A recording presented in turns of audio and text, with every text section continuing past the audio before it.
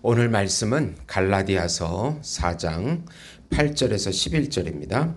그러나 너희가 그때에는 하나님을 알지 못하여 본질상 하나님이 아닌 자들에게 종노릇 하였더니 이제는 너희가 하나님을 알 뿐 아니라 더욱이 하나님이 아신 바 되었거늘 어찌하여 다시 약하고 천박한 초등 학문으로 돌아가서 다시 그들에게 종노릇 하려 하느냐. 너희가 날과 달과 절기와 해를 삼가 지키니 내가 너희를 위하여 수고한 것이 헛될까 두려워하노라. 아멘. 네. 하나님 아들의 삶이라는 제목으로 은혜를 나누고자 합니다. 사랑하는 성도 여러분, 율법의 개념을 이해하는 게 중요한데요.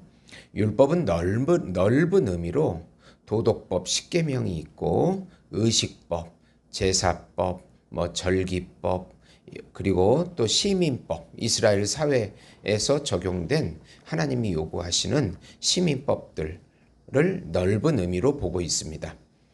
구약의 이 모든 율법들은 예수 그리스도로 완성이 돼서 이제 도덕법인 십계명만 남게 되는 것입니다.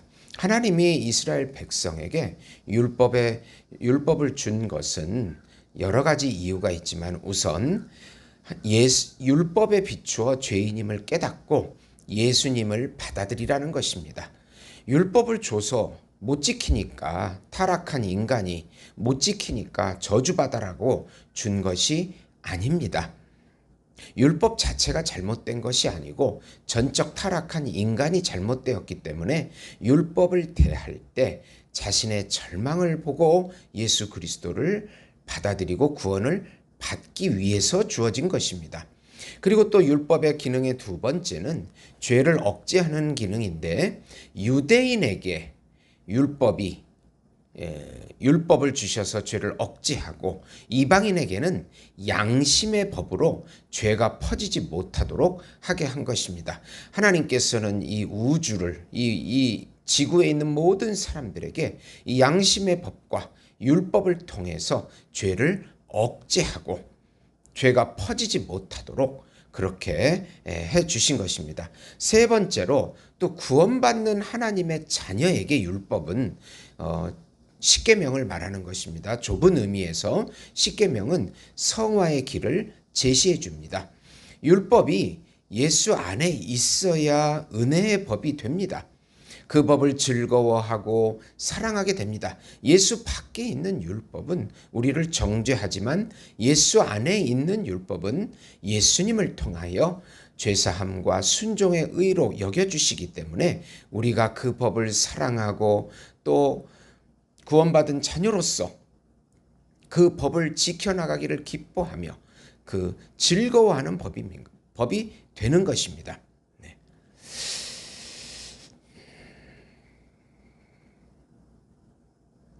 율법이 잘못된 것이 아니고 인간이 잘못되었다, 타락했다라는 것이기 때문에 저주가 온 것입니다. 그러나 예수 안에 율법은 우리에게 달콤하게 하고 누리게 하고 은혜의 법이 되기 때문에 우리 하나님의 자녀에게는 그 십계명은 놀라운 성화의 길을 제시해주고 하나님을 사랑하고 또 이웃을 사랑하는 경건하고 또 온전한 삶의 규범이 되는 것입니다. 하나님의 자녀의 삶은 예수님의 말씀과 성령 안에서 누려지는 것입니다. 우선 세상 사람들이 하나님을 알지 못하고 기쁘시게 하지 못하는 우선 세상 사람들은 하나님을 알지 못하고 또 기쁘시게 하지 못하는 세상에 그렇게 종노릇하고 있습니다. 지금 갈라디아 교인들의 상황을 바울은 정확하게 말해주고 있는데 갈라디아 교인들이 복음을 알기 전에는 분명히 죄의 노예 상태였습니다. 하나님을 알지도 못하고 하나님 대신에 우상을 숭배하는 세상의 종이었습니다. 그러나 바울의 복음을 듣고 하나님을 알게 되었습니다. 하나님의 기쁘신 뜻을 성령을 통하여 이제 이루게 된 것입니다. 그런데 지금 갈라디아 교인들이 어떻게 된 것입니까?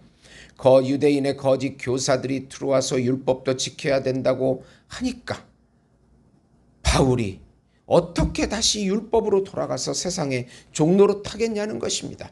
이 율법은 넓은 의미의 율법을 말합니다.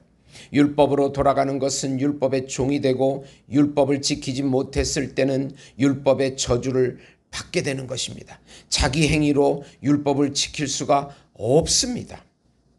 결국은 세상으로 가겠다는 의미입니다. 즉 예수 밖으로 가서 스스로 율법을 성취해 보겠다는 것으로 결국은 저주를 받겠다는 것입니다. 율법은 타락한 인간에게 스스로 도저히 성취할 수 없는 것이기 때문입니다. 우리 인생은 두 가지 선택밖에 없습니다. 하나님이냐 세상이냐입니다. 지금 한국 교회를 보면 하나님을 알고 교회 생활을 한 사람들이 다시 세상으로 많이 돌아가고 있습니다. 배도와 반역이 이루어지고 있는 것입니다. 아니면 원래 불신자인데 신자인 줄 스스로 착각하고 교회에 다녔을 수도 있을 것입니다. 바울이 한국에 오면 갈라디아서를 제대로 공부하라고 할 것입니다. 코로나로 인하여 많은 사람들이 교회를 떠났기 때문입니다. 하나님을 알고 경험한 사람들이 다시 천박한 초등학문인 세상의 종교와 철학과 율법으로 돌아가 버린 것입니다. 세상으로 가면 세상의 종이 되어야 하고 세상의 노예 의지로 살게 됩니다. 9절에 보시면 이제는 너희가 하나님을 알 뿐 아니라 더욱이 하나님이 아신 바 되었거늘 어찌하여 약하고 천박한 초등학문으로 돌아가서 다시 그들에게 종노릇 하려 하느냐고 말씀하고 있습니다. 갈라디아 교회의 상황이 지금 한국 교회에도 똑같이 일어나고 있습니다. 그 이유는 복음을 정확히 모르고 성령의 인도함 받지 않고 자기 스스로 종교 생활을 했기 때문인 것입니다.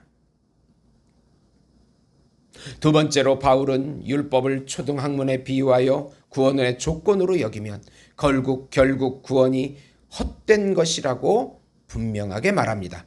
유대인이 지키는 날은 안식일과 금식일입니다. 다른 월삭과 아비멀, 니무월, 비의 계절인 7월과 8월입니다.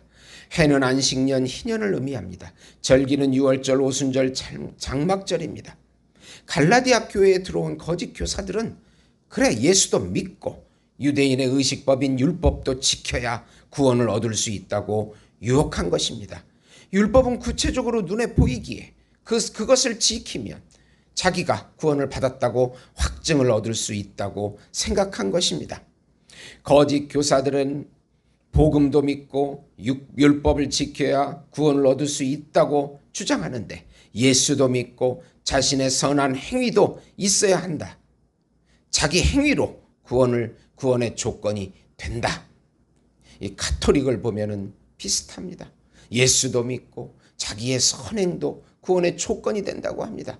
그러나 칭의에 있어서 인간의 선행은 0.0001%도 들어가지 않습니다.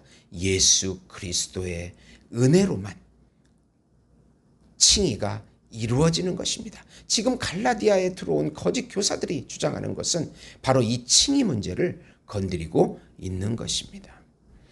본질상 거듭나지 못한 인간의 행위들은 구원의 조건이 될 수 없습니다. 하나님의 자녀가 되었는데 도리어 인간의 행위를 강조하는 율법으로 돌아가는 것은 세상의 초등학문으로 돌아가 종노릇하는 것이라고 말씀하고 있습니다. 거짓 교사들은 복음과 함께 이 율법이 다 지켜져야 구원을 얻는다고 주장하니까 갈라디아 교인들이 헷갈리기 시작하고 거기에 넘어가게 된 것입니다. 오직 믿음이 아니고 율법도 구원의 조건이 된다고 주장합니다. 전적인 타락의 개념을 모르기에 인간의 공로를 구원의 조건으로 강조한 것입니다. 바울이 모든 것이 헛것이라고 주장합니다. 내가 너희를 위하여 수고한 것이 헛될까 두려워하노라. 그 복음을 전한 것이 이제 다 헛것이 된다고, 율법으로 돌아가면 헛것이 된다고 말씀하고 있는 것입니다. 복음으로만 살든지 모든 것이 혼합 아니면 모든 것이 혼합주의자로 살든지 선택해야 합니다. 성령만을 따라가든지 인간의 행위를 따라가든지 우리는 선택해야 합니다. 우리는 여기서의 율법을 좁은 의미의 율법은 바로 십계명입니다. 십계명은 폐지되지 않고 완성되고 성취되어 우리에게 은혜의 법이 되어 성화의 길이 된다는 것을 기억해야 합니다. 바울이 여기서 말하는 것은 율법을 폐지하자, 율법을 무율법주의로 가자 그런 뜻이 아니고 모든 율법은 예수 그리스도로 성취되고 완성이 되었고 여기서는 언급되지 않지만 하나님의 그 도덕법인 십계명은 또 구원받은 자들의 길이 되고 성화의 길이 되는 것입니다. 이런 부분에서 헷갈리기 때문에 여기서 무율법주의로 가고 반율법주의로 가고 율법은 필요 없다고 그러고 막 구원파처럼 영지주의자처럼 그렇게 가서는 안 되는 것입니다. 여기서 적용된 넓은 의미의 광의의 그 율법 개념이고 또 율법은 성취되고 예수 그리스도로 완성되었기 때문에 또 십계명이 또 율법의 우리의 성화의 길이 돼서 우리가 하나님을 사랑하고 이웃을 사랑하는 올바르고 경건하고 올바른 삶의 규범으로는 계속 남아 있는 것입니다. 로마서 8장 1절에 4절 보시면 그러므로 이제 그리스도 예수 안에 있는 자에게는 결코 정죄함이 없나니 이는 그리스도 예수 안에 있는 생명의 성령의 법이 죄와 사망의 법에서 너를 해방하였음이라. 율법이 육신으로 말미암아 연약하여 할 수 없는 그것을 하나님은 하시나니 곧 죄로 말미암아 자기 아들을 죄 있는 육신의 모양으로 보내요 육신의 죄를 정하사 육신을 따르지 않고 그 영을 따라 행하는 우리에게 율법의 요구가 이루어지게 하려 하심이라. 생명의 성령의 법은 예수 안에 있는 은혜의 법을 말하는 것입니다. 죄와 사망의 법은 예수가 없는 율법을 의미하는 것입니다. 예수 안에 있는 율법, 예수 안에 있는 율법이 바로 은혜의 법이 되고 우리가 누려지는 법이 되는 것입니다. 예수 안에 있어야 이 모든 율법이 성령으로 또 우리 안에서 성화하며 역사하고 하나님을 사랑하게 되고 이웃을 사랑하게 되게 만들어 준다는 약속인 것입니다. 기도하시겠습니다. 하나님 아버지, 우리의 행위로 돌아간다는 것은 잘못된 것입니다. 철저히 깨닫고 예수님만 의지하고 예수 안에서 하나님의 십계명을 또 지켜가고 영을 쫓아서 그 계명이 우리 안에서 성취되도록 역사해 주시옵소서. 예수님의 이름으로 기도드리옵나이다. 아멘.